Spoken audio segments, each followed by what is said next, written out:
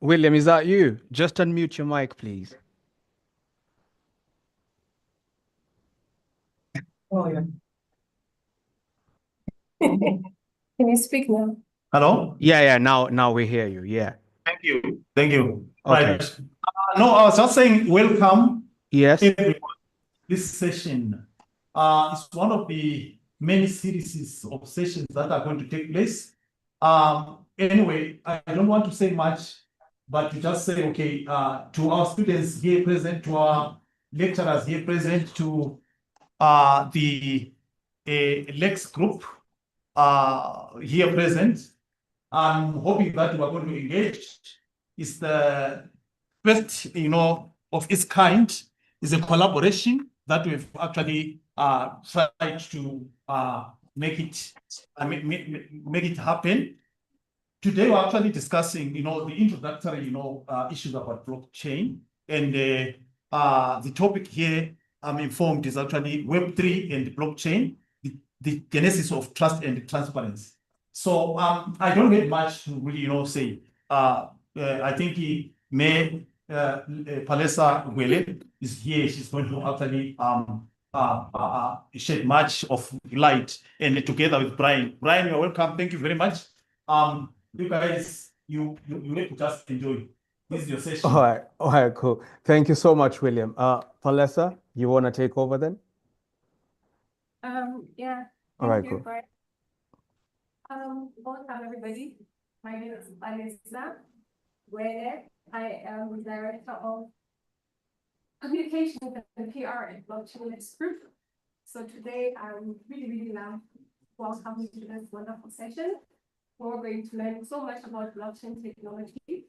And Brian, can you take over? Because I've been telling the William that I'm bringing the guys home. So let's do this. Thank you very much, Palesa, and thank you very much, Mr. William Mukai, Kasongo, and your entire team in Lesotho. I'm really excited. This is our first in real life event in Africa. So we've been doing lots of work in Africa, but with this partnership, you're literally the first in real life event. And we're so excited to see, like, it's a whole room full of actual people. And it's so exciting. I'm going to pass the mic to my team, Devon, Keniel, Adilah. I wish Gabrielle Gay was here. Like, we've literally been building up to this moment for so long, and it's literally a dream come true seeing y'all. So I'm not gonna say much. I'm just gonna help with the emceeing and hosting, but because of time, I'm just gonna pass it over to the team first of all for quick introductions, and then our two guests of honor today, Sara Adami-Johnson, all the way in Canada. Sara, what time is it? Like 6 a.m. over there, right? Yeah. Yes, I'm sorry. You can see the sun rising over here, so Yeah, I literally. apologize for that. Yeah, and Gabrielle Green is also somewhere in the States. I don't know what time it is there, probably 10 a.m., Gabby. It's not bad, 9 a.m. Excited to start my morning with you all. All right, cool. Cheers. So thank you, everybody. I'm going to pass the mic over to Keniel because he is the CEO of CMCA, but Caribbean chapter. Keniel, introduction. Yes, good morning, everybody. Yes. Again, my name is Keniel Ledgister, CryptoMondays Caribbean CEO. It is a pleasure to be here. Don't worry about the seatbelt. I promise I am the passenger. I'm headed to a charity event right now. So, I volunteered, double tasking right here. So again, pleasure to be with you all. This is our inaugural first event where we're seeing you folks live and in charge. So we're loving this. But for just brief intro, again, my name is Keniel Ledgister, CryptoMondays Caribbean and Blockchain Lex Group. I've been with the U.S. Department of Treasury for going on 20 years. A lot of my focus has been compliance and, encouraging transparency. I'm going to leave it at that. I think that's what we're going to touch on today. So I want to just quickly spark that word out there, right? But look forward to the energy and participation as well. Yo, thanks, Keniel. I'm going to pass it over to Adilah. Good morning, and I hope everyone is doing well today. My name is Adilah Holivay. I am a BLG board advisor, Blockchain Lex Group board advisor, and also I am one of the board members for Association for Women in Cryptocurrency and the Texas Regional Ambassador. And what that all means is that I do a lot of advocacy for blockchain and Web3, a lot of speaking about this subject, and particularly helping organizations move into Web3 and understand how cryptocurrencies work and interact with economics and public societies in different countries as well. So that's a little bit of the work that I've been doing, and I'm happy to be here today to speak to you all about it. Thanks, Adilah. Devon? Good morning, everybody. So good to see a full packed room over there. My name is Devon J. Euring. I am one of the board advisors for Blockchain Lex Group. In addition to that, I am the head of operational risk management for iHeart Media. I consider myself to be a governance, risk management, and compliance architect. I have about roughly 15 years of experience in this particular industry. I like to analyze every aspect of it, and really excited to be here and to get this conversation going, and excited to see what magic we can create together. So welcome and good to meet everybody. Thanks, Devon. Gabby?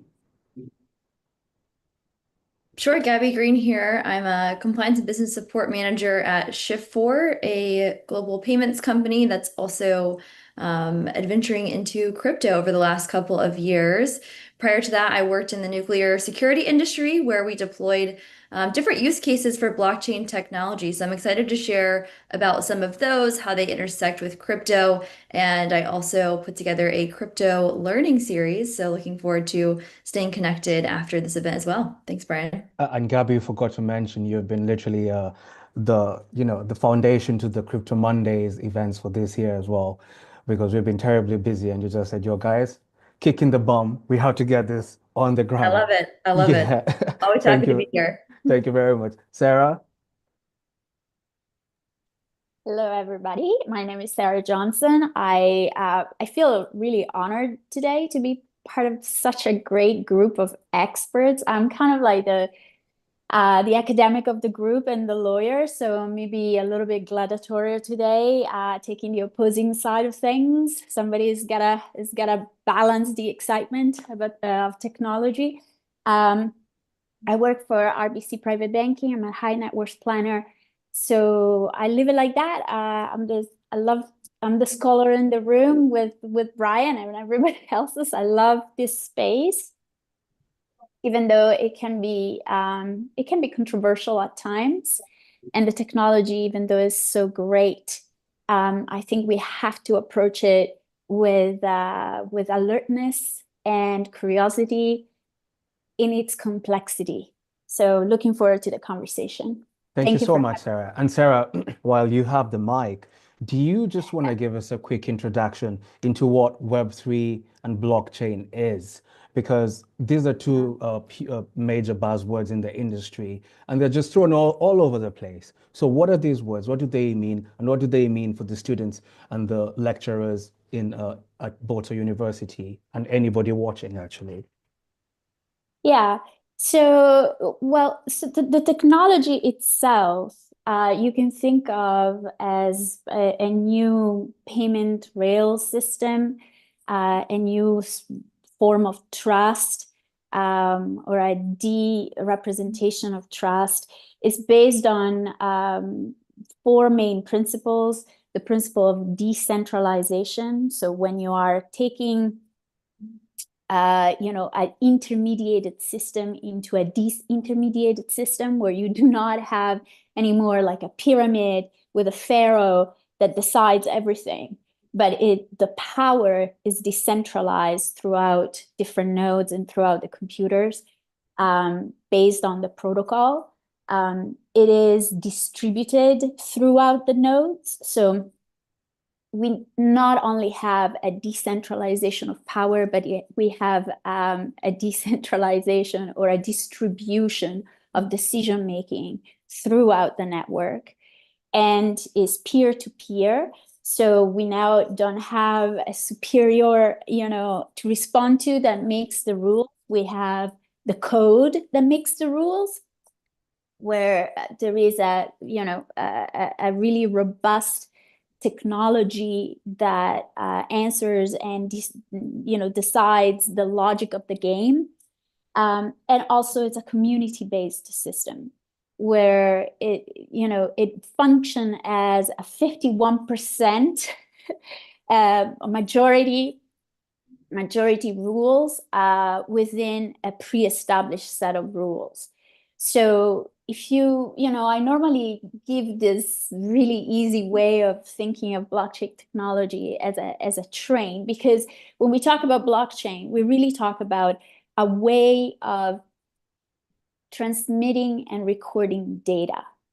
So we're talking about tokens, we're talking about digitalized data. We're talking about virtual connectivity, in which information is now packaged into sets of zeros and ones. Really, literally, we're translating reality into math, and then we're uploading this information into a superior ledger. So if you think of historically, the way that information was recorded, using tablets, using financial, entries, in accounting, for example, they were all, paper-based or even digitized, but it was about real world transaction. The blockchain does what it used to do, what we used to think of in the real world in a digitized world. So any exchanges that happen virtually get recorded into this ledger, into this superior immortalized forever there ledger, to add securities and to add quote unquote trust, and we'll talk about that, to these virtual transactions. So if you think of, why is it called a blockchain, is because really it's a chain of blocks of data. So think of, a train that forever goes around, following, a specific route, and every stop of the route is a node, and the train never stops. And at every so often, every couple of minutes, gets a new compartment, a new block. And inside the compartment, you have data. And the data is in form really of, fungible tokens that, for example, Bitcoin, Ethereum, anybody can own at the same time, and non-fungible token. So more complex token that are reflective of unique assets. And to get on the train, what you need to do, you need to pay a ticket, right? And those are the fees, the pay to play kind of thing. So you get to pay the fees to get the data uploaded on the train. And once it's uploaded on the train, it has a spot. It gets a stamp on your ticket. And that's the hashtag, or the ash that that little piece of data and information has, that recognizes the spot of that data on the train. And every time that specific luggage, that data moves from one compartment to another, it actually gets memorialized into that ash tag. Now, to do the work of uploading the data and verifying the data that gets in to make sure that it is a real transaction, you get rewarded. So the reward mechanism, which it was one of the historically derived by behavioral economics, is a reward to the miners or the minters, depending on which system you belong to, either the Bitcoin or the Ethereum. And it's a way of rewarding the work that you put in. And it's either, the computer work and the energy that each node puts in to validate the data, or is, the staking of certain amount of ETH to the system to recognize the validity of that information. And so it's a reward mechanism, it's a pay-to-play mechanism, it's a robust code-based ledger or recording system. So every time you think of blockchain, just think of a ledger, think of a recording system, think of the idea of meta trust, trust that is now relocated from person to person, through an established intermediary, through a peer-to-peer system, and to the code. So I leave it like that. I feel like I've been speaking for quite a bit, and I know that my peers here may have things to add or to correct. Okay. Thanks, Sara. So we want to fully unpack what Sara has said. I'm going to hand over to Gabby and then Adilah, Devon, Keniel, because they come from different industries. So we want to understand what Web3 and blockchain means for them based on their different, industries. So Gabby. Sure. Thank you, Sarah, for that explanation.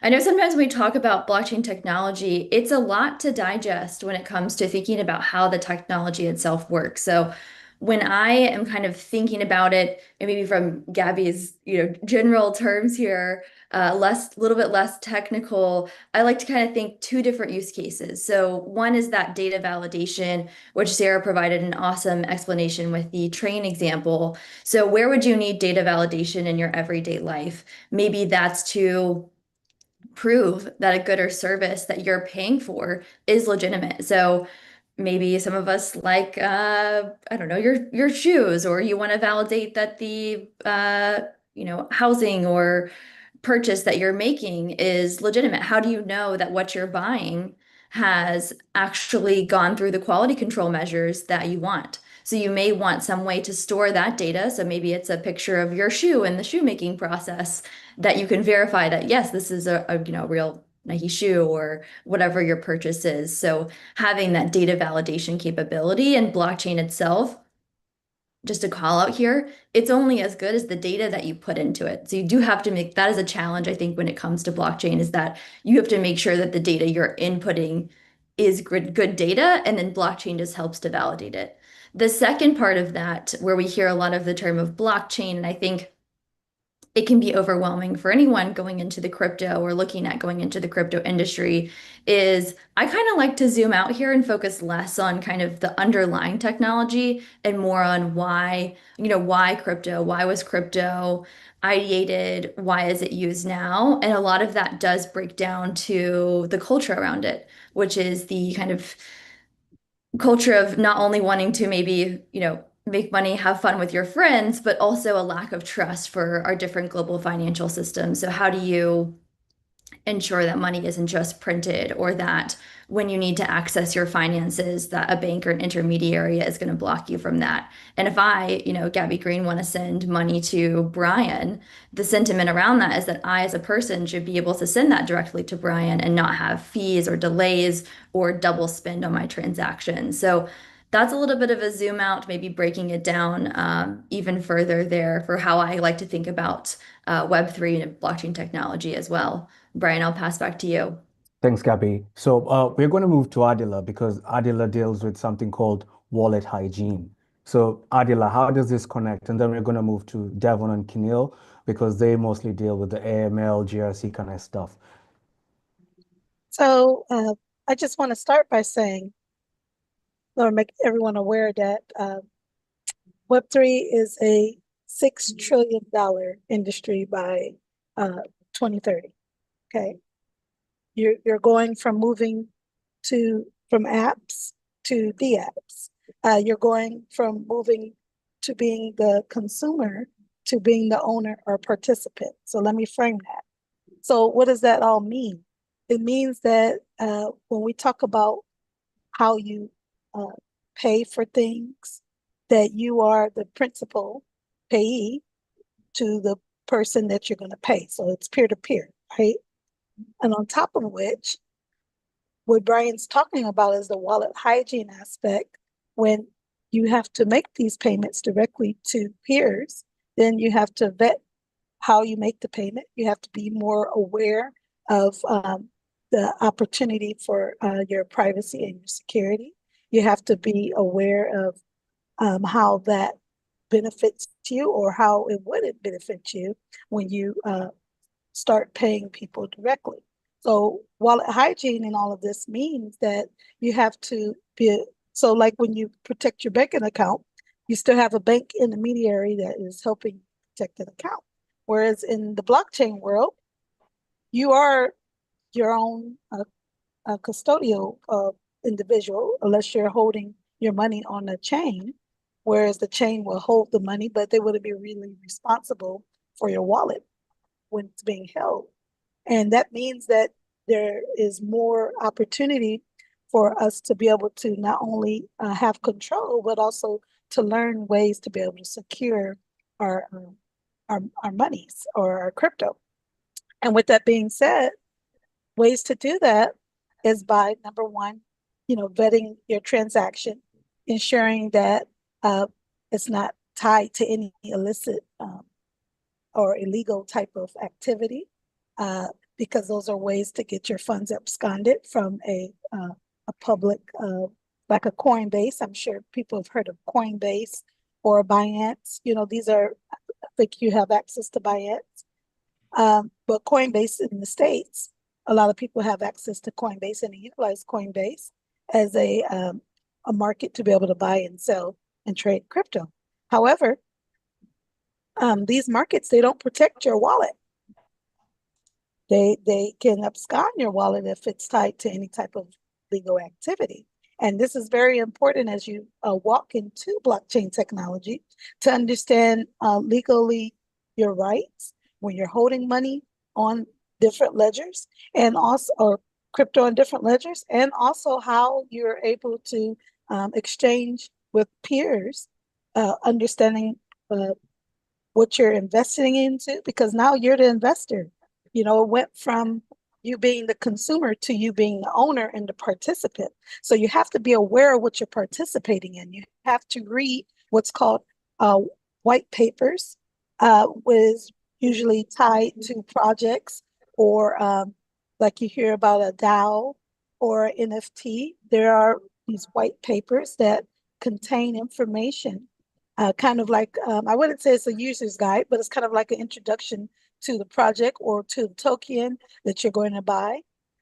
You have to be aware of that in order to be able to move properly in this realm. And also you have to be aware of the opportunity for you to have the control, but having control comes with different sets of rules. And it's very important to understand those rules. Thanks, Adilah.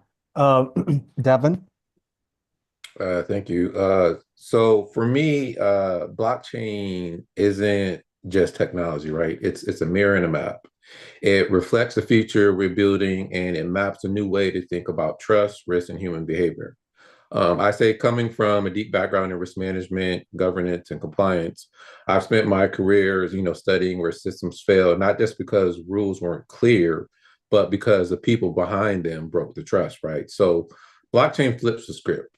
It moves from being a handshake to basically like a system, one where accountability isn't optional, it's coded, right? So it doesn't necessarily eliminate the risk, it redefines it. And if you truly understand risk, you know that that's more powerful than any safeguard alone. So blockchain to me represents a shift from saying trust us to trust the process, which is one of my favorite quotes, by the way. So it's a way to basically allow us to build organizations, economies, and even communities that are more resilient, because the foundation and trust you can verify, and not promises you to have to believe. It's not perfect. No system is, right? But it really gives us a chance to do something rare, design with integrity, govern with transparency. And it reminds ourselves that real innovation isn't just about moving faster, it's about moving better, right? So that's why blockchain matters to me personally. It's a tool to test and a transformation all at once. So Thanks, Devon. Keniel? Yeah, so my take on this is a little different. While it may sound negative, I do want you to also realize there's a positive to this message I'm about to deliver. So my focus is in compliance. The majority of my work is in the anti-fraud and financial investigation. So whether it was fiat currency, the illegal trade of gold, I think what has happened is technology has morphed these sectors in financial fraud. Despite the fact some have the belief that with blockchain technology, whether it's crypto or tokens, that the holder is anonymous. To some degree, that can be true. So what we found that as well as in my work is that once we're able to work with, say, particularly exchangers or the individuals that are hosting certain, whether it's your wallets or certain networks for you to transfer coins to fiat currency, whatever it is, for the sake of this, whether you want to consider, let's use Bitcoin or any type of cryptocurrency, if you want to consider cash or property, when you're holding it, I think the focus there is that you are essentially just a code. For a while now, I think the biggest issue is that people think they could do anything. So where I would step in is hypothetically, you invested in, say the Botho coin, and I love these examples. I have a great one. I'll keep it short. And somebody say for some reason you accidentally publicize your private key, so somebody was able to steal the little tokens you had left that was worth millions. You would most likely call me, another financial investigator or police, and say, hey, somebody stole my money, help me find it back. In general, the consensus is that if that was cash, you just got to accept the notion that it's gone. And to some degree, it can be like that with cryptocurrency and this Botho coin. But the reality is, because this is a transparent system, and for us financial investigators, we're able to identify where it's going with other wallets as hit. So we could always trace it and peg it as it's going through the system. So just to bring it back now, that's the good and the bad, right? We don't know who took it, but we know where it went, kind of concept. Whereas with cash, we would never know. So as a financial investigator, that's what we try to do, identify potential fraud, because we have access to this information that's public. And even you, even though your token would have been stolen, you see where it's going to some degree. I think the reality is that it's, I don't want to say it's the perfect system. It's a system where it is more transparent. You're able to analyze some of the things that are going on within your network. Say there's a big heist or anything that going on, or there's individuals that are part of a fraud network, whether you're part of an exchange or a group, a community that's following bad actors, you're able to ping these individuals and identify the wallets you're interacting. So it creates a nuance in the system. But the reality is you could have attribution. Not everyone will be anonymous. I think once we have a idea of what we want to do within your community, building out network, whether it's for transactions or purchase and things, it gives you more leverage. Whereas, for example, I live in Barbados. If I want to send you the equivalent of $100 in currency, we'll probably spend all week just trying to figure that out, trying to find the right network to be on, the transfer of funds. Whereas if we jump on a exchange, I could probably send you this funds in merely seconds. So, I mean, there's a lot to unpack there, but one thing we do love about the blockchain technology, it's endless. And I think there is greater good in it. Of course, there's always going to be these evil and bad actors, of course. Thank you, Keniel. And right on that point, we're going to segue to the next segment in terms of institutional adoption. What are the pitfalls and potentials of institutional adoption? What are people or governments, let's say the government of Lesotho or Botswana University wants to, get into this area? How do they get into this area?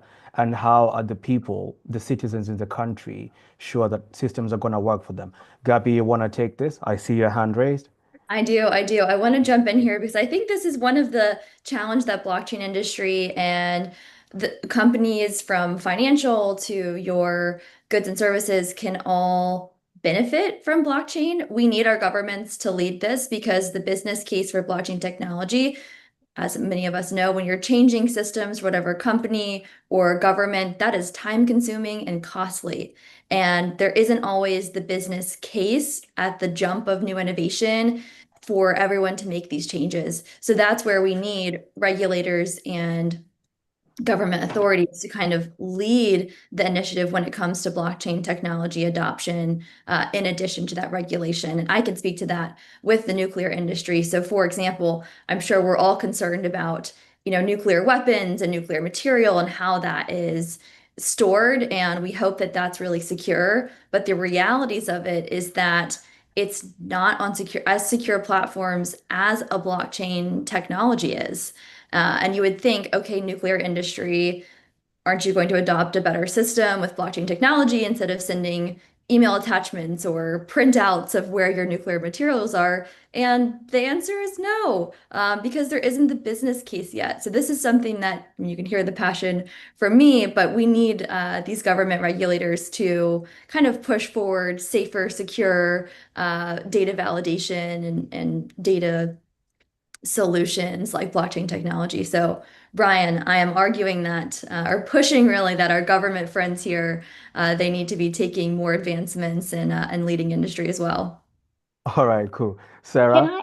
Yeah? Yeah, I want to, I love this, because I am more for, sober and reasonable and proportional regulation, right? And I think there is a difference between that type of regulation and deregulation. But I wanted to go back to something that you guys have, we kind of are talking about. So the fact that blockchain is trustless because there is no intermediary, it's very narrow. It's trustless because, as we have been trying to say, it's trustless to the point of the code, right? There is a protocol, that white paper that we were talking about. So there are rules of engagement, and limited to that, right, there is automation, right? So there is a code, there is rules that are written in the system works on its own. You don't need to go to any intermediary for that, beside the custody part, right? The exchanges and all this other stuff that makes it easier for users to jump into the system. But the trustless, so the idea of not intermediation is limited to the tech, to the technology, to the system itself. On the other side is not trustless from a social and economic perspective, right? There is always a human motive, a human, a project that needs to be legitimized, and there are system risks. What we were talking about certain coins that maybe go bust, and certain projects that maybe take advantage and arbitrage, around. So I think we need to distinguish the magic and the perfection of the tech and the technology itself, and how we use it as human. Because this is where this is where we need regulation, is on how we use it, how we put it into use.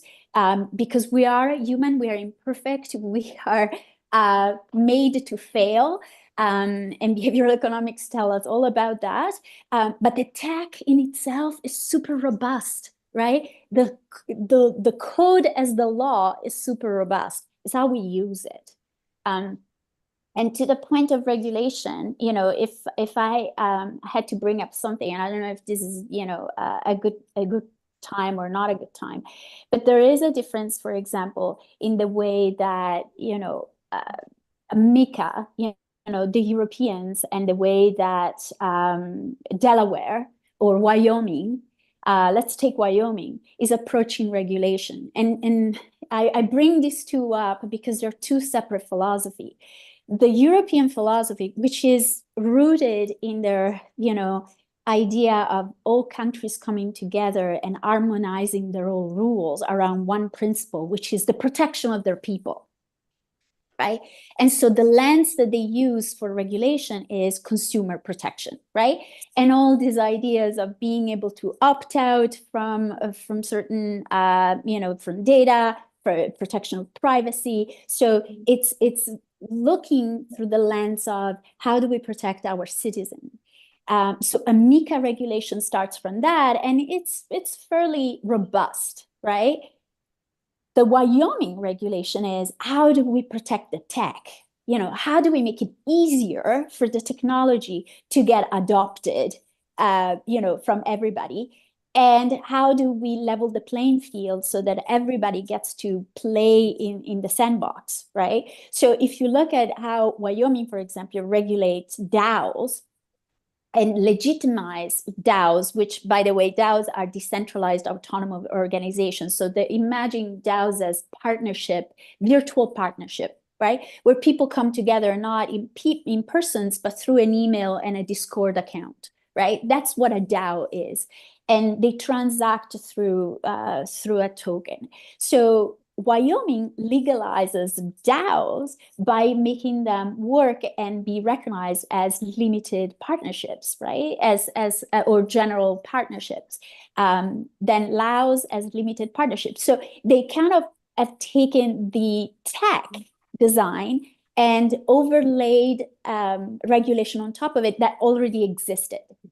The MiCA approach is, how do we take, the consumer and the point of failures of this technology and impose regulation on top of it? So two separate philosophy, two separate ways of going about it, two separate, principles. And so if I was a new country coming into this space, I would start looking at what is important for us. What is it that we want to achieve? Do we want to achieve regulatory, rules that are pushing the technology forward and aim at the development and everybody get onto the technology first, or protection of our people, our institutions, our students first? Thanks, Sarah. That was fantastic. Devon? Yeah, if I can just chime in here, and that was a great breakdown. I love the contrast Fantastic. between breaking down the MiCA and also just a local place like Wyoming. I would say, I want to talk about particularly the challenges around some of the governance aspect of it. I think this is important to really address, especially here being US based. I would say the primary governance challenge is honestly ambiguity of accountability. Basically, traditional organizations have clear chains of command, and decentralized ecosystems blur that, right? But in order to truly succeed, companies must architect governance upfront. It has to be a priority at the beginning, right? It needs to define decision-making framework, whether that's DAO structures, multi-signature protocols. It needs to build dispute resolution mechanisms.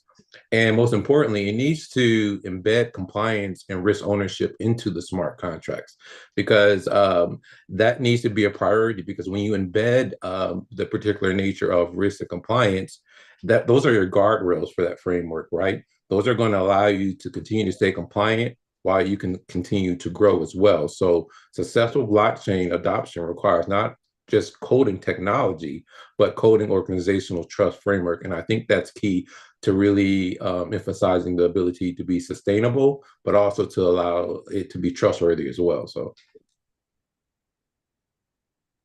Thanks, Devon. Adilah, Keniel. And do you guys want to chime in on something, the developments in stateside right now, with Trump like making this whole thing mainstream?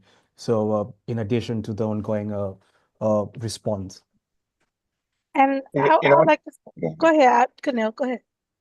Oh, I was gonna shortly say this. Yeah, for a while, I've been thinking that we forget we're still in the what I would honestly say still the early chain, the early stages of blockchain technology. I will wholeheartedly say we won't progress accordingly till we get a holistic approach. Meaning, I think this is something, just throwing it out there, that probably should go, from a UN perspective, United Nations. We need all hands on deck, not just to establish protocols and, just we need to have unity in this space, because there's no way to try to apply centralized roles or rules to a decentralized system without all the parties involved. And I say this because as we're speaking, and Sarah brought up a great point, in the US, there are 50 states, meaning that there's 50 different ways to do different things. And then we have the federal government. I say that we don't want to start, in my humble opinion, start creating these niche systems where that may work for brick and mortar with your banks, with your insurance, with your banking systems. What we don't want to have is these individualized systems, because again, we're going to go back to what we have. So, in my understanding is that we do need a global perspective. We need the EU, we need all these other bigger parties, obviously the US government, to come together and think about the people and think about utility, the things that we could apply, the things we could use this. But I think I forget who I'm about to quote right now. I will share it hopefully later if I could find it. A lot of nations rely on the power of their currency. That is part of their structure, as part of their brand, that is part of their name. Why would they want to let that go? Because it's for them to hold power. If we create these systems, it undermines them. So the question is, what incentive is there for bigger parties to want to do this? Again, I feel it's for the people, and that's why you see a little slow in growth with these systems. A lot of naysayers in government that are not for blockchain technology. It does undermine the power that they may have. So keep that in mind as well, trying to keep it realistic that as we move forward, how can we unify systems for the betterment of all of the society, all of our world? Just to throw that thought out there. Thanks, Keniel. Adilah? And I really want to piggyback on what Keniel's saying about unification. In fact, right now there are many different problems that we are facing with cross-border payments. There are people who want to get money to their family members and they can't get it to their family members. There are country laws that require different type of rules in order to be able to send money, maybe to feed a family cross-border, or maybe to get to your mother who's elderly and you're trying to help them pay a bill. These are problems that are at the top level that trickle down to the community level. And what occurs at this point is while the upper bodies, they're making these decisions, there are families that are impacted by this. So to me, from that standpoint, when we are talking about governance and implementing laws to help kind of basically put this technology into the forefront of other countries, we're not just talking about giving them the opportunity to be able to participate with this technology. We're talking about giving them the opportunity to have better life. And when we think about that, we think about how we can format that into being agnostic across different places in different countries. And also empowering those countries to be able to have better control over finance and resiliency that may occur due to different things, maybe a shortage or things of that nature that may occur. But then also there's the aspect of having the ability to have sustainability, to be able to hold these systems in different countries. So it's all layered in if you think about it, because even if we go at the level of the IMF or the UN, then each country would to upgrade their foundational systems, maybe from 4G networks to 5G networks, maybe from a 3G to a 4G. There's still more work to do, and then there's still opportunity to increase well-being with this. But then if we go at these government levels, then we have to think about, put all of that into perspective. So that's just something to think about. But again, this is a technology that can be applied across the world, depending on how those countries would like to participate in it. Right. Thanks, Adilah. So when go on, Sara. Go on, Sara. Sorry, because this is so important. I think that, oh my gosh, like I so agree with you. And I think we're bringing to the table other things when I think about trust, right? So when we think about trust in an economic or geographical sense, we think about reliability of the infrastructure, reliability of the connectivity, consistency, accountability, communication, and transparency, right? That's trust. So do I trust my country to provide that? Like if you think of reliability, what's the difference between, I mean, we're talking about computer systems, right? So we're talking about the internet. We're talking about the web. 3 or 2 or 6 or 7, whatever it is, we're talking about the web. So how stable is your grid in your country? How stable are the network in your country? How expensive? So now we're talking about accessibility. How expensive it is to pay for internet to run a node in a village in Africa versus in Berlin, right?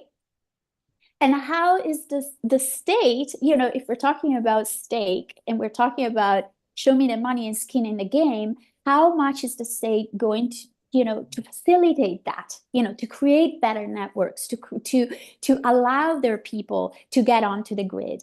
Consistency, protocol upgrades, knowledge sharing, I mean, this class is amazing because I see a lot of young faces, their eyes are just like so bright and it's so refreshing, right? It's so refreshing because there are people that they want to learn, they want to get there. But if we have weak institutions, and we know in the United States now there is an anti-intellectualism movement and a funding of education, what is that going to do for the entire system? Right? And the accountability that goes with that, which is the backstops, the transparency and the communication, and that brings back to the universalization of this thing. So there are technical principle, but there has to be a movement towards investment into leveling the playing field at the basics, right? Being brilliant at the basic and create this universality of access to this peer-to-peer payment system. Because yes, everybody can have a cell phone, and Bitcoin is easy to keep on your cell phone, but how much is costing you versus how much is costing me, to play. And that goes into trust, right? That goes hand in hand in the trust. Again, it's meta trust because it goes beyond the code, but it's about how do we make it available. And sorry, Sarah, that was fantastic. Devon? Yeah, I just want to add here too, because this is an important topic because we just to paint the picture to really tell the story for you, in a trustless world, trust is your greatest currency, right? And you guys might see things that take place on the front end, but I want to give you some little context on the back end, how important this is from an operational risk management perspective. Anytime that we are assessing a risk, one of the pillars that we look at is reputational risk, because reputation to a company's organization is so important. And because it's so important, we are literally accessing that to ensure that once the client's or the consumer's interest is top priority, right?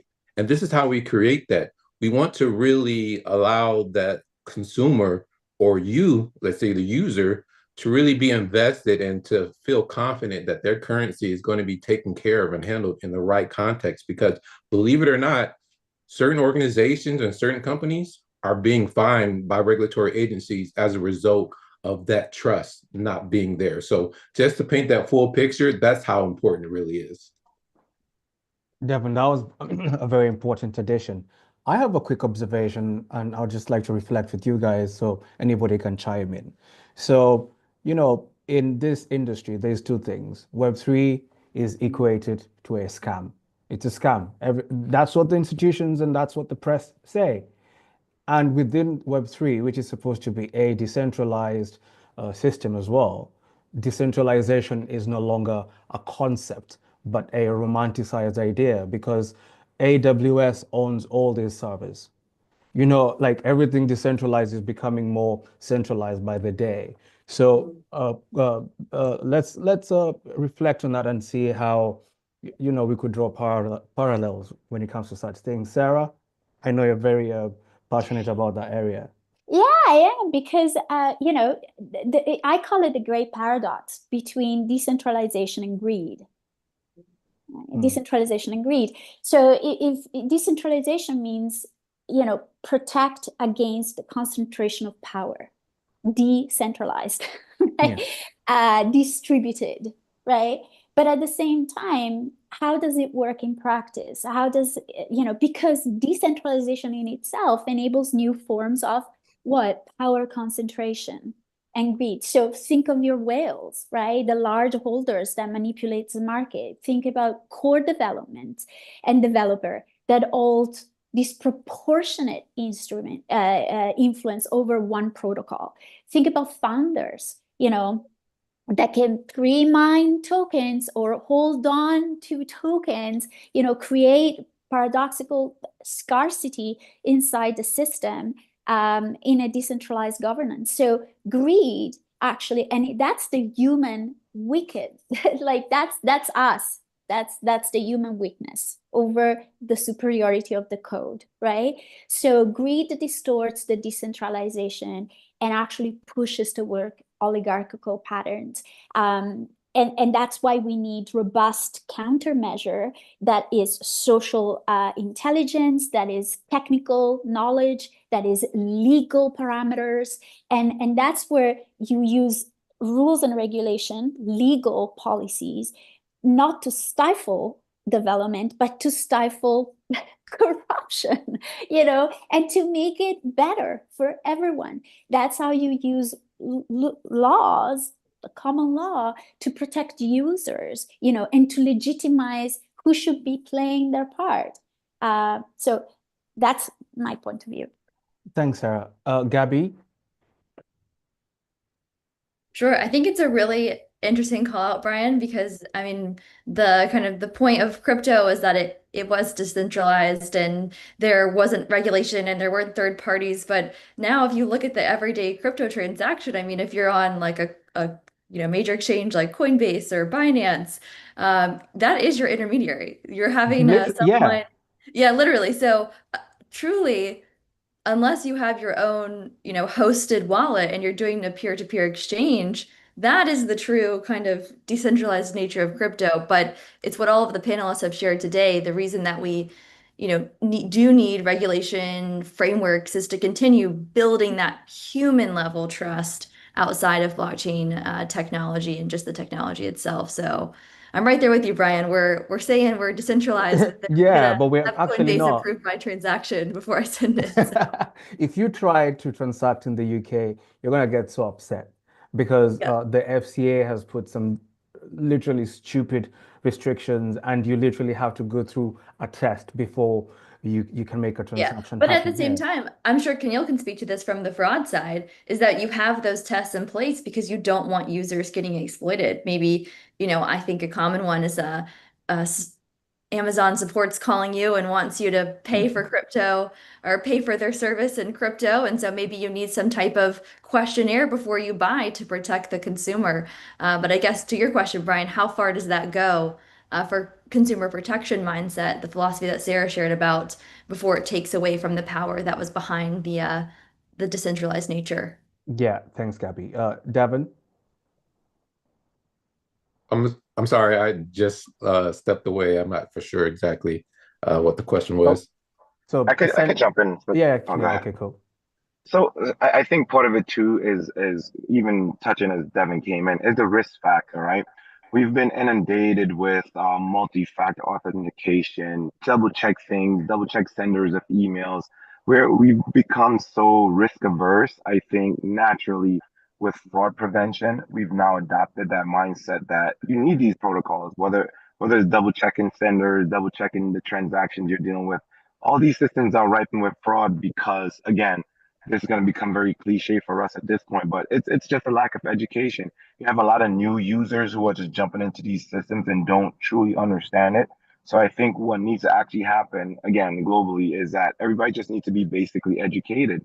Just just like learning math, reading, writing, technology, I'm gonna leave that very broad and open. Technology should be prescribed to every single person at an elementary level. You know, kids are essentially being born and know how to use tablets, but do they understand? They don't need to know the levels of coding. They just need to understand at least the basics, how things work and how to protect yourself. I think that's why people have become so reliant on essentially a centralized place to keep them safe. Even though these technologies are designed to be decentralized, I think people want to feel some sort of safety around how can I get my money back? Who can I call if something bad happens? Because we've gotten used to those systems, whether it's your general policing or your banking or even your customer service rep. Your order didn't show up, you automatically jump on the phone, hey, I haven't received it. We've gotten so comfortable in these risk-based systems that we now want to not trust ourselves also. We want to make sure the systems also have our backs. And unfortunately, as of right now, they're not designed like that. It's you, the user, have to be mindful of what you are doing. Thanks, Keniel. I'll chime in at a couple of things if I can follow the Right. conversation is leading. Right. I'd say you want to really, again, we talked about it already. When it comes to risk, you want to have a holistic approach by it. And what I mean by that, it really needs to be a part of the culture. You need to not just view it as something technical. You want to have that in your mindset because honestly, especially in a decentralized world, you basically are your own risk officer at the end of the day. So it's really going to be up to you to be very proactive to when you see something wrong, say something, do something about it. Because we live in an environment where you see so many companies, they push so many things underneath the rug and think it's going to be okay.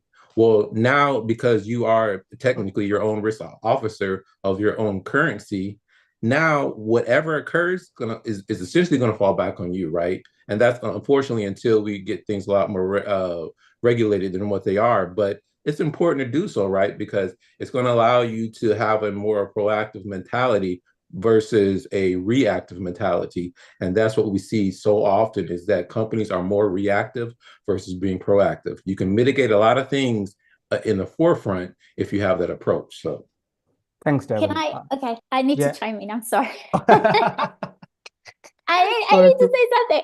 Okay, cool. So first of all, there is no 1-800 Coinbase. Like I had a client that unfortunately died with a whole bunch of Bitcoins. And good luck trying to open an estate account because he didn't have a will. And so now we have to open an estate account. Good luck with that, you know. And we found a crypto lawyer that actually negotiated something with another exchange to try to do that. So yes, you know, we are people that are used to have intermediation because it's that sense, oh, let me pick up the phone and call somebody. Well, in this environment, you can't, right? Like these exchanges are not friendly. They're not user like, you know, the 1-800 number called Google. Like, have you ever talked to somebody at Google? It's very, very difficult. So that is, you know, the fallacy of having an exchange because there is, you know, literally it's a numbers game. And then to the point that just made previously, so this is how I see it. I see it as asymmetries, right?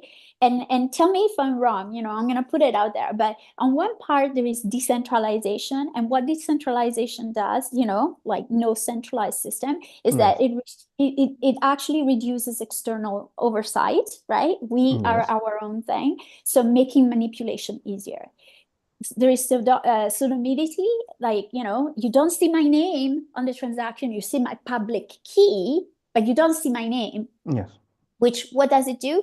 It reduces reputational risk. We heard about reputational risk, right? But reputational risk for who? For everybody, including bad actors, right?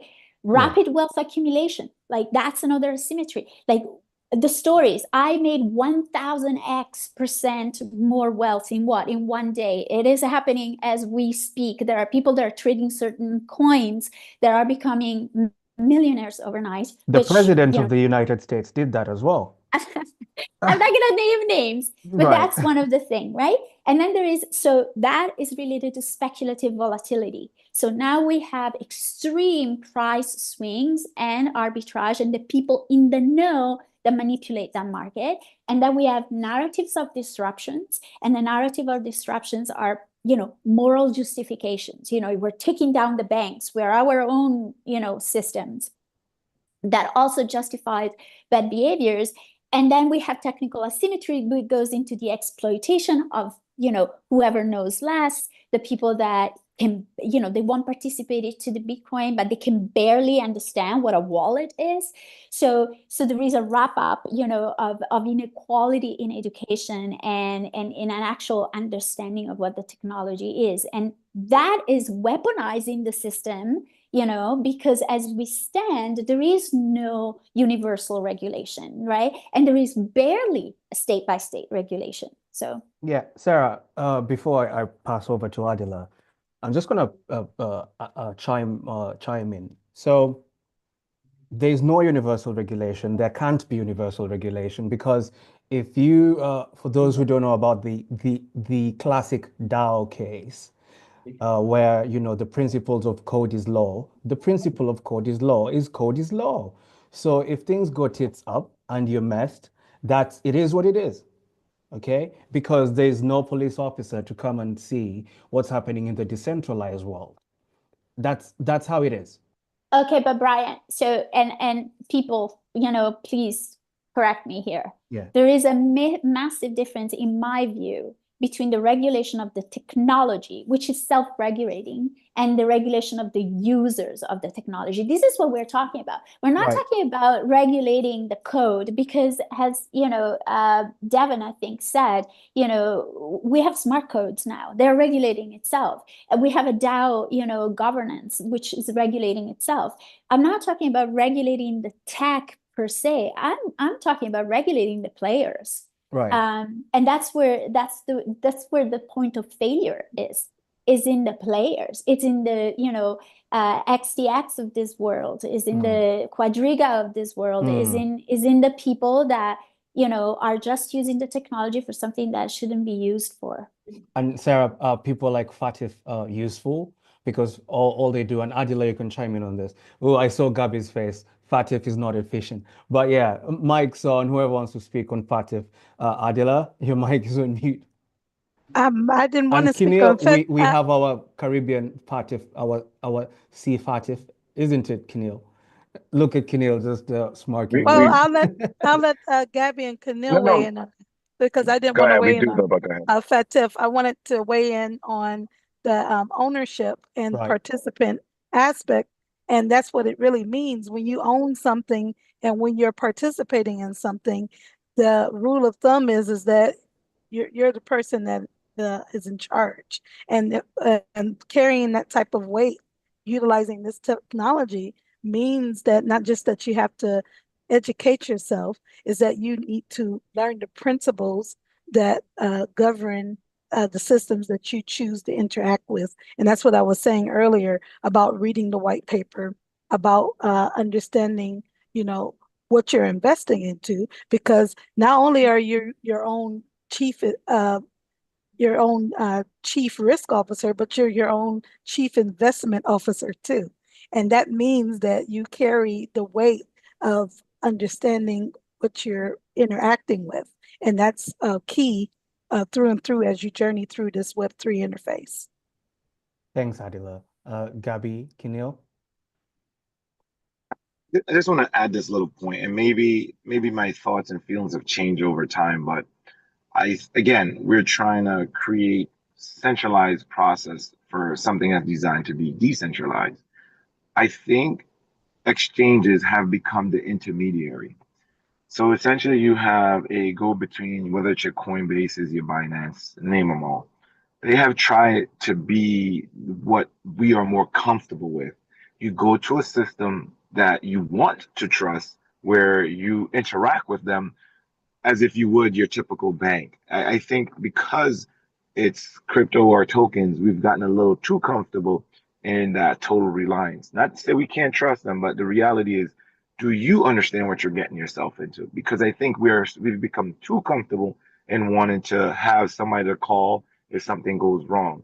So again, I think we need to get out of notion that these systems need to be centralized, and it needs to be a holistic approach where we have laws and regulations that governs all. Because despite where these systems may be incorporated, at some point we're going to realize the cloud is the cloud, and there is no one state or one country that can truly regulate all things.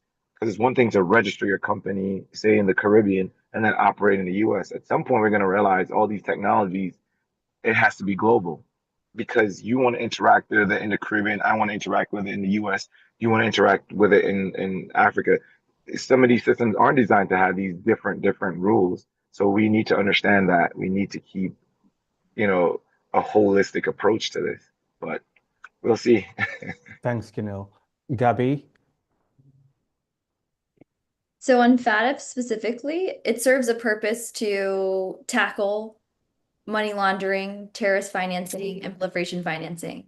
And there are irregular updates. I mean, they're on a regular rhythm, but maybe they're not regular enough updates on what FATF is advising that its member states and the members of those countries should be doing. Maybe that's not FATF's purpose to give us updates every month, but what I would love to see is more to come out of there and more action by the member states. So, for example, and I was just triple checking myself that no new guidance had come out on virtual assets in the last like 24 hours, but it has not. I think there's a lot of FATF recommendations around virtual assets in these blockchain technologies, but there's not a lot of guidance on how to tackle those recommendations, like the travel rule. And so I'm a consumer myself. I've worked with many different countries on these topics. I'd love to see more out of FATF, not just every couple of years update, because I'm sure we can all understand how fast this technology moves. And so, yeah, I think my push there is just wanting more from Yeah, FATF. thanks, Gabby. So, And I but would like to I see more think from the FCA in the UK as well. Keniel, I know you so. had a point on that. Yeah, you know what? I did forget to touch on the FATA thing. I think when I first started understanding this governing body, we assume that they're the ones that are creating rules and laws. They're just there for guidance. They just set standards. Again, so whether it's FATF and I think um, Brian, you mentioned whether it's the U.S., Singapore, Japan, Yeah, they those are just stay countries. passive as well. Yeah, Right. yeah, I think what we forget is that again, they're not there to set rules. They're coming together as a party or a group to say, hey, these are the minimum standards of tracking, identifying fraud, avoiding fraud, and having rules to protect the ecosystem. But they're doing it from a standpoint that globally we haven't set true regulations or standards. So I do find that, and you could definitely quote me on this, that CFATF and FATF, I think they're ahead of the game because essentially they're having a baseline when the standard has not even been set yet. Mm. So Yeah, kudos that's an kudos to interesting them in perspective. general, Yeah, for for the sure, for baseline. sure. But give us the guidance. I mean, give Fair us enough. more guidance. You don't have to set the rules, but throw us a bone, I think. I just wanted to say something for the listeners. I think FATF as the new IMF. A lot of people are not wanting to participate anymore with the IMF, and they're opening up BRICS. This here helps to control digital assets. So it's another governing body that helps to control digital assets. And as you know, I don't know if anybody knows, but the Russian Federation, they've already been disqualified from their membership as of February 2023. So that means that it's still a player's game. And it also means that it's still another mechanism to control those who have access to information and those that don't. And as we know in the digital world, that should not really happen because it's all decentralized. So I'm interested to see what's going to happen in the years to come with FATF to see how they're going to really run their organization. thanks, Adilah. So I'm going to move to Palesa because now we want to bring in the members of the audience into the room. So we've had the panel overview of the trust, transparency aspect of blockchain and Web3. So we just want to hear from your perspective as well, like what's going on in Lesotho, for instance, and if you have any other questions before we go to give takeaways. We normally give takeaways before taking audience questions, but probably this time around we're going to switch it up. So Palesa or Mukai, I need to see you guys.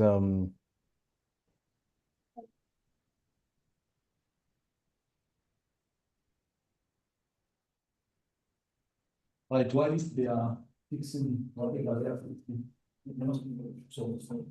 Oh, Please, they can this one. all right. Can I use this one? Also, you can move Okay, let's on. do this, yeah? Because Hello? okay, one second, yeah? Because we have some panelists who have a hard stop at the 30-minute point. Let's do the takeaways first, before the mic and sound issues on that end are sorted out. Let's save on time. So, Gabby, what's your takeaway for the session today? Prepare the questions. My takeaway is that there's a lot of room for continued conversation, and there's so many different aspects when it comes to blockchain technology and trust. I mean, I think we've talked about, a dozen different topics today, challenges, room for growth, industries. So my takeaway is just that there is room for everyone in this industry. There's room to learn more about it. And don't think from the conversations today that we have it all figured out. I'm sure you've already realized that. So I hope that you all will join in on this conversation and take the challenge of learning about blockchain technology and finding out how to deploy it in your use cases or how it makes sense in Lesotho as well. Thanks, Gabby. Adilah, takeaway? As I said to the audience today, that the blockchain industry is a $6 trillion industry by 2030. And what does that mean for everybody? That means jobs. That means a new infrastructure. That means building a legacy. And this is something that could definitely be taken advantage of now, provided you have information like what we're giving today, and you continue to follow groups like BLG to understand the latest and the greatest in this industry. This is a very unique opportunity for you to get ahead. If you don't understand anything we're saying today, understand that. And that's all I'll say. Yeah, Adilah, are you not gonna give that thingy you normally give out to people? Oh, yes, I am. Come on, I Adilah. have I have a gift for everybody today who is who's in the room, and I'm going to leave the link and the access code to Palesa. So please make sure you visit her before you leave. And basically, what this is a Web3 book. It's called Breaking the Blockchain. I've started releasing it in parts of Canada and Africa, and it's going to go public in the United States in June on Amazon. So this is basically access to an early copy of this. And what I'm doing here is I'm introducing students and people who are trying to get into the blockchain technology space. It's basically an introductory guide, about 45 pages, and it helps you to understand that, the change that's getting ready to occur and how you can play a role in that change. Thanks, Adilah. Sara? Right. Good afternoon. No, wait, William. We're still doing our takeaways here, and then we'll jump to the questions. Sorry for that. So, Poor Sara? William. So, well, my takeaway is that blockchain and trust is really context dependent, right? It is shaped by material, infrastructural, economic, cultural realities of where you're at. It's shaped by the community around the technology itself. It needs a high ramp of education to all the points that my colleagues have made. It's not for the faint of heart for playing into the system, but it is incredibly robust from a technological perspective. Again, it's an exciting time for the web and social, communities to get onto this blockchain technology. But it also presents, please, be critical, be a critical thinker when you are approaching this and wanting to really understand, opening the hood and looking at the details, because as per everything, the magic happens in the details, and make your own mind about it before, you go out and play and put your own money at risk. Thanks, Sara. I think I'm going to say this. It's not a takeaway because I'm still here with you guys. stop thinking investment, think utility, because when you think investment, it's like you want to start playing the market. So just get your heads out of playing the market and get quicker rich schemes, focus on utility. We're going to speak about that probably in the next session. Devon. So my final thought, well, before my final thought, you guys are getting an amazing gift by Adilah, by the way. So shouts out to her. I don't even have a copy of that. So you guys are even beating me to the punch. So, but I would say my final thought is, when it comes to blockchain as well as Web3 technology, we have to look at it as this, it gives us a tool to rebuild trust, right? But the real innovation lies in how we apply them. So trust is not just about transparency, it's about intention. Our job isn't just to build a decentralized system, it's to build accountability, inclusives, and resilient ecosystems that honor the human side of innovation. So that is what I'll leave you guys with today. Thanks, Devon. Keniel? Yeah, Devin just nailed it, man. He literally just read what's on my screen. Devon always does this thing, yeah. He always does this thing, man. I would say hands down, we do need global regulations and standards. At the end of the day, this cannot be an individualized approach. But in the meanwhile, we need to be accountable to ourselves. We need to learn and understand these technologies as best as we can. We need to start small in the sense that we start with our communities. Each of us teach each other and essentially develop a trust in these systems. But till then, you need to be accountable for yourself. You need to learn and understand what you're getting yourself into. I agree. We shouldn't just be treating this as investments or like it's and not just investments, but something we could throw our money into and hopefully we may get rich. I was gonna say a get rich quick scheme, but we need to understand that we want this to affect our lives. We want to have utility. We want to have an approach where it betters our society. So be accountable to ourselves. Thanks, Keniel. You tried to remix what you normally say. I Is did, it you know that, not? right? Yeah. No, you try to cut it on a different way, bro. Just say how I you did. normally say it, bro. I caught you there, E- man. Each one teach one. There Each you one go. We teach need to one. Just yo, bro. we Just, need to just learn just be and teach. organic. Just say what you say. I was trying to put a spin on it, man. Let's go. Okay, cool. For Now we're sure. gonna go back into the building, and William was there with Palesa. So bring those questions. We're gonna stick around. I'm gonna stick around for the next 15 or so minutes, but I have a hard jump in 15 minutes. So William and the students in the room. Brian, we do have questions. Yes, please, Palesa. The first question comes from Dagi. There's a double reverb on your end and an echo. Do you want to mute one of the computers you're using? Sorry, I didn't get it. Palesa, mute yourself or mute a computer or something. We can hear you hear me ourselves double. properly now? Yeah, just do it You want to again. ask it or should I read it? Okay, so the question says, given the high energy consumption associated with blockchain, doesn't it conflict with the world's sustainable development goals, like clean energy and fighting climate change?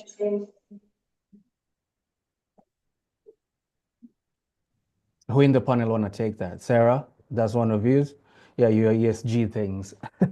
Yeah, no, I can take that. Yeah. So yes, I absolutely. If you think about Bitcoin and what it takes to mine, and the pollution effect of Bitcoin throughout the world and the mining centers, in China, in the UAE, in Russia, in the northern country, that's something to be really accounted for. Now, as you know, proof of stake systems such as Ethereum are 2,400 times more energy efficient than Bitcoin.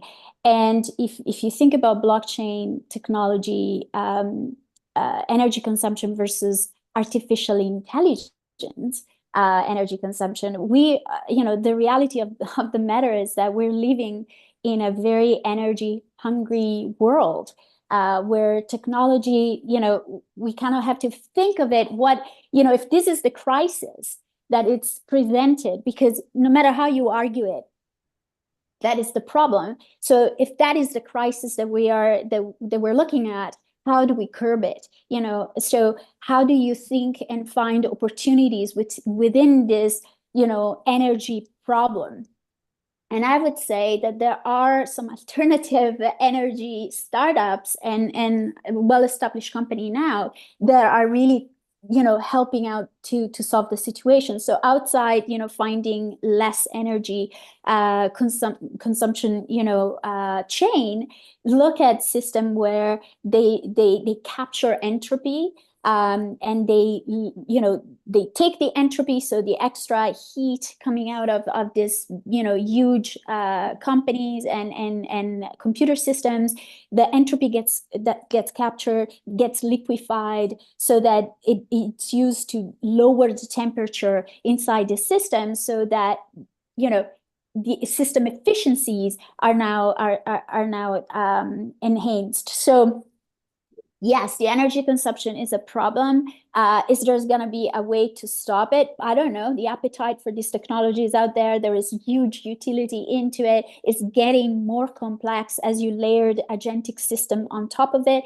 But is there a huge opportunity to look at how to make it more ESG, how to make it more applicable and efficient, so that the actual consumption goes down and the actual pollution goes down. So again, I'm an optimist. I'm a realistic optimist when I look at these things. But let's stop denying that it's using energy, and let's try to find more efficient ways to make it more livable and future proof.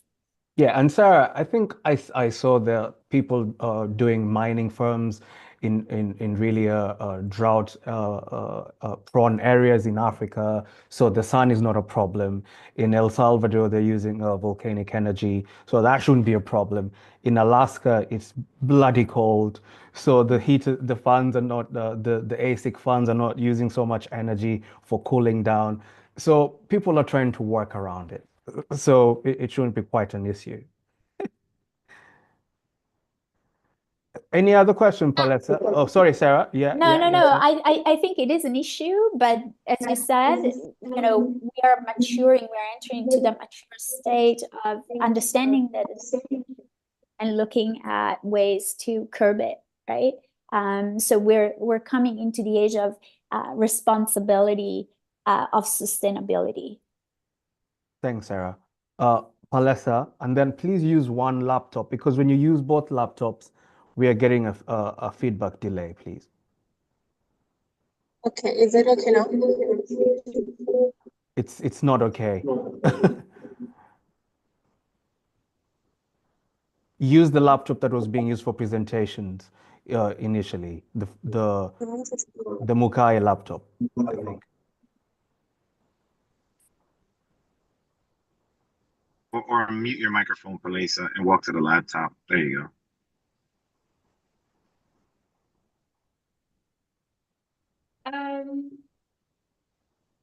Can you hear me, guys? Yeah, much better now. Okay. Much better. So the next question is, how do you see blockchain technology impacting developing countries like Lesotho in the next few years? That is open to the panel, guys.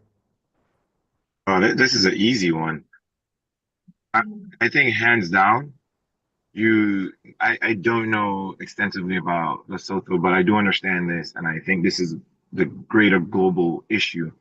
One, you're going to see more development of applications, ease of payment processing, definitely more, in my humble opinion, just seeing what's going on in the greater ecosystem is creation of job. Everyone's trying to develop a digital economy, but they always forget the backbone of technology itself. We say things and are not implementing. So there's definitely a ton of potential.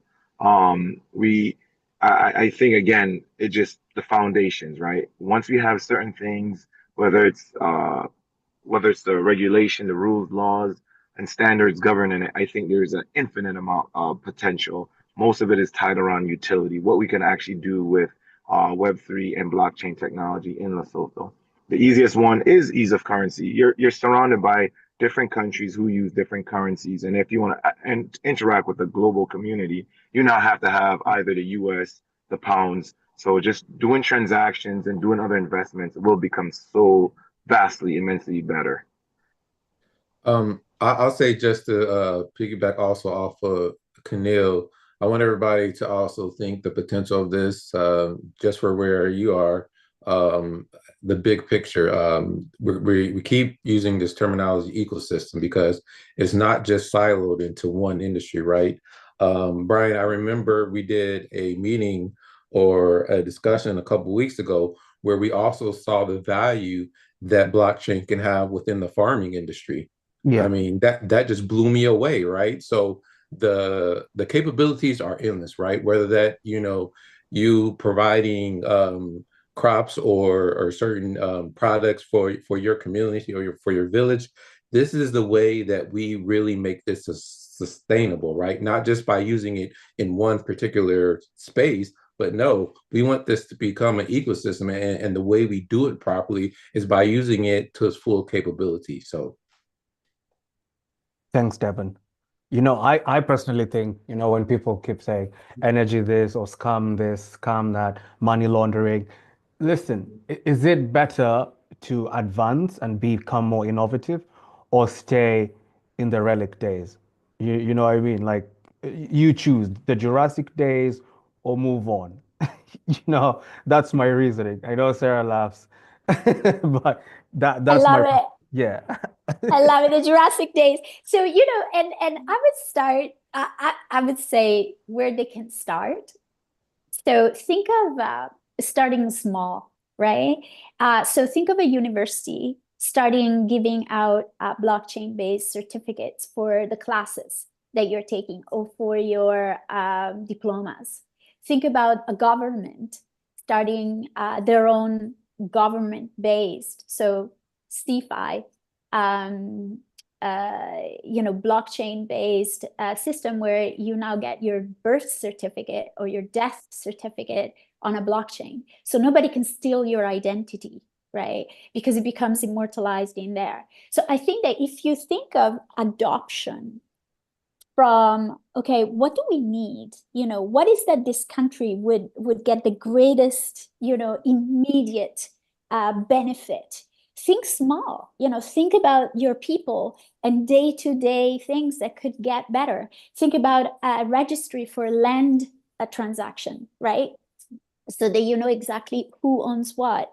And I don't know if you have a lot of tribal systems, but imagine you have a tribal, code now inserted into the blockchain, where there are tribal values and principles that are now immortalized, in a blockchain that people can access from every computer.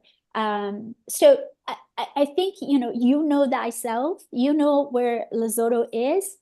Mhm. You know what you need, and start small and start nimble just to get a feel of the technology. And there is nothing wrong about having a centralized technology or blockchain to start with before you go decentralized, from a government perspective, right? So I would start from there, and you can start by surveying, do a survey of what are the, low-hanging fruits, so to speak. Yeah. What are the low-hanging day-to-day problems that are hurting people, and blockchain that. For sure. Or just watch Dubai, the UAE. They're doing plenty things blockchain. I'm going to give you guys a quick story, not actually a story, but an example. There's this island in the, it's near New Zealand. It's called, is it Tuvalu or Tuvalu, one of that? Sarah, you know it, right? So this island is drowning, is fast drowning, and in a few years' time, this island is going to be non-existent. So this government is literally tokenizing everything that it can hold on to, their legacy, their traditions and everything, and it's putting that on chain. All right. So blockchain is like electricity. It can literally do anything and anything that you want it to do. You just have to be reasonable in your application. Yeah, and I can give you another example. There is a castle in there's a very, a family in I think it's Czechoslovakia, and they have all these expenses for this, you know, heritage places like castles and things, and they can't, you know, asset rich, cash poor kind of thing. And Yeah. so they started to tokenize some of the art and putting that on chain and allowing for fractionalization of the art pieces. So the country can own pieces of their cultural heritage because now they own a fraction of that NFT. And there is this, you know, call to everybody now with raising of money of tokenizing these art pieces. They are raising enough money to care for it, right? To condition repair, to have insurance on it, to, you know, have exposition and invite the public through. So there is a lot of utility, to your point, Brian, that this technology allows to protect your country, right? So that's why survey and understanding what is it that you need, and where would the technology be best suited for what project. Thank you, Sara. Palesa, we're going to take one more question, and then you and the Lesotho team, you can do your vote of thanks, and then we finish all this in 5 minutes time, please. Okay, Brian. The other question was actually around, it says, with cryptocurrency transactions are done online, are banks on board to allow withdrawals from crypto brokers, or that is still an issue? So I would actually love to take this one before you guys. Yeah, Palesa, yeah. Currently, in Lesotho, cryptocurrency is still not recognized as a legal tender. So that is why, at this moment, Palesa Gwele, I'm an advocate, I'm a lawyer, I'm a technology lawyer. I am actually advocating for regulations of cryptocurrency in Lesotho. So having regulations means we can have service like virtual asset service providers like Coinbases, Binances operating in Lesotho. In that way, it says now you'll be able to buy cryptocurrency and then can off-ramp it to your bank accounts, meaning even the banks will be on board with this. Okay, so that says even as you consumers, you have the protection, having the regulations. So that says, if I answered the question, I believe I have. Brian, can you have something to add on this? Palesa, I think you're a queen and you've killed it. Like, I have nothing further to say unless anybody want to, you know, extend that. I have nothing to say further.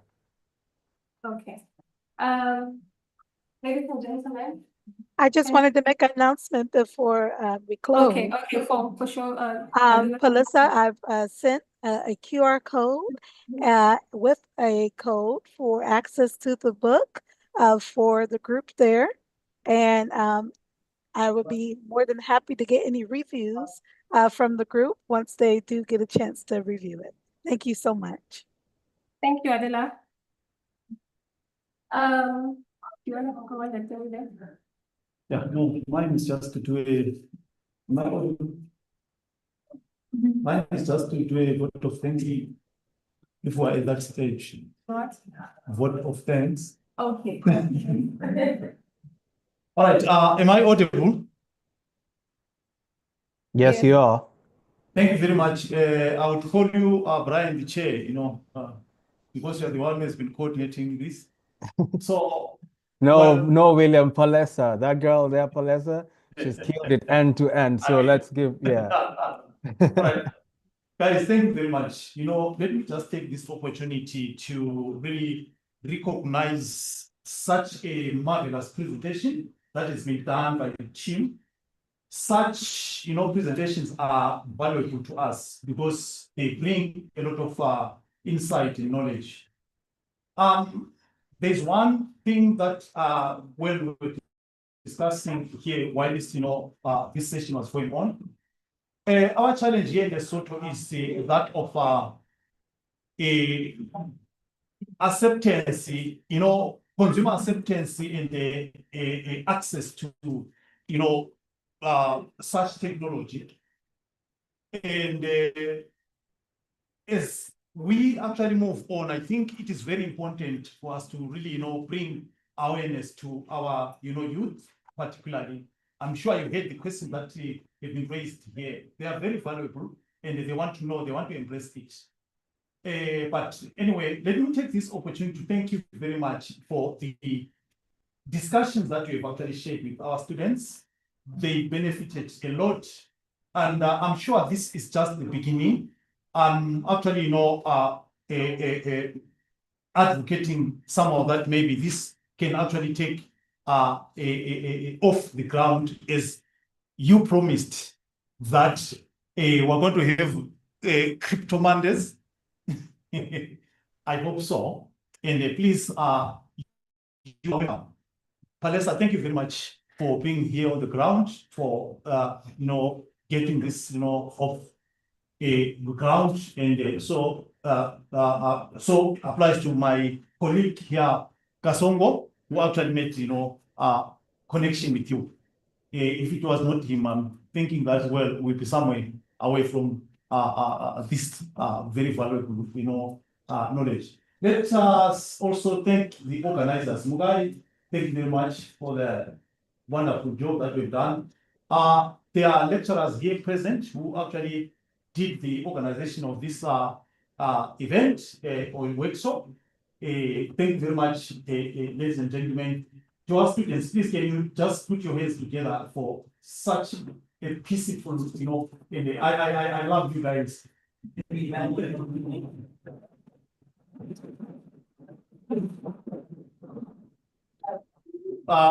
I can see there is a media team that Palesa has brought here. Thank you very much, guys, for such a marvelous, arrangement. So we are looking forward to actually meeting you again in such a, at such a level of discussion, and this is very valuable to us. I don't know. I think that's all. Unless if I missed something. Right. Please, they actually say that, okay, for everyone, please, can we actually have a big round of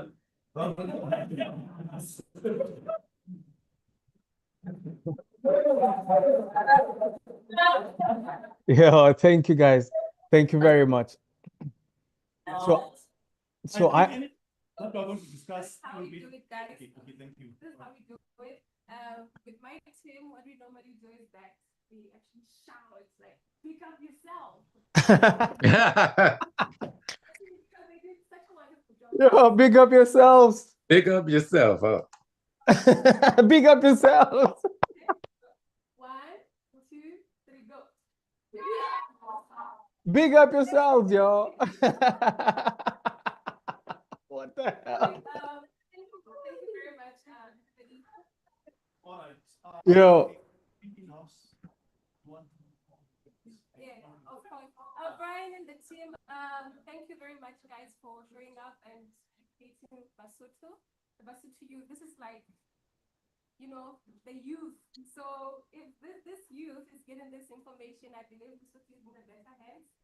So guys, just to clarify this, you do not have to have like a background in coding to understand how blockchain works. So now that I have actually stroked that spark, I've actually, go and research about blockchain, go and try to understand. We're going to have these sessions every month.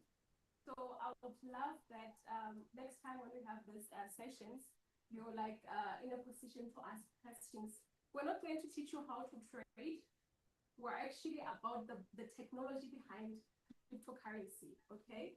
So that we're about that technology mostly, not about how you're gonna be rich, because some of the questions, Brian, were actually about how do I become rich as a president? So we're not about it, we're about the crypt in the cryptocurrency, right? So the technology. So just to raise one of the things is that I actually love the question that how is this the blockchain going to benefit Lesotho? I don't know if you are aware that Lesotho depends so much on remittances. Remittances meaning your parents going to work in Southern Africa and then bringing the money back home. Those are remittances. So that's one of the ways Lesotho makes a lot of money to sustain us as Lesotho. So having cryptocurrency being used as maybe a medium of exchange that says, now your mother, when they want to send you like 100 Maluti right now, you can actually receive it right now. I'm sure you're aware of that through your classes, that cryptocurrency, you can send cryptocurrency within seconds, right? So now the problem comes with how do I change this cryptocurrency into Maluti in my bank? That is why I come in and say, let's advocate for regulations of cryptocurrency to have virtual service providers have like a legal standing in the Lesotho, be licensed to work in the Lesotho so that we can be able to offer our cryptocurrencies. Okay, guys, thank you very much for being here. I think this is the time for us to have our treaties. Unless you want to say something, Brian, the team. Thank you, Palesa. I have nothing to say. I'm so grateful, and the entire panel is grateful. So we shall let you guys enjoy your time together networking. Guys, if you need any questions forwarded on to us, Palesa is definitely on the ground and she's going to handle everything end to end. We look forward to seeing you very soon. And we are grateful to your university for being so receptive. This thing was organized in a matter of days. And I'm so grateful for, William and Mukai and Kasongo and the entire team and working hand in hand with Palesa for not being bureaucratic or having red tape. They literally said, this is for our students. And that was such a refreshing, that was such a breath of fresh air. So we're excited. We want to see you guys, Africa is home. So we're coming Lesotho very soon as well. And we look forward to meeting each and every one of you. So we're going to catch you next month. Palesa is going to give us the details for the next event. But thank you very much. If there's topics you want us to discuss the next month, let us know so that we find you the appropriate experts as well who can come and just impart it from the horse's mouth. Thank you very much.